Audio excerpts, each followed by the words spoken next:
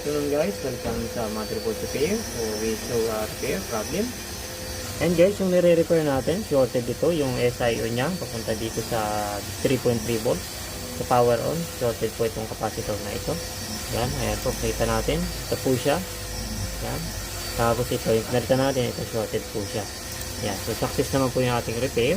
Ito na po siya, bali wala po tayong voltage dito sa power on, pero meron dito sa power on sa power supply. Sa pan mapping, so dito po siya sa may SIO, 3.3 volts shorted to capacitor na to.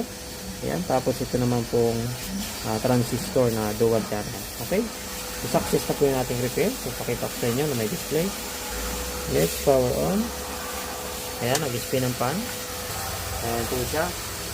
So you can see. Ayan, so may display na tayo. Ayan po. Just for a while. Feeding pa ang ating BIOS. Ayan. So detected na may display na. Okay? Then another success na naman sa motherboard repair. So hanggang dito na lang. Thank you for watching. See you in the next repair. Bye for now.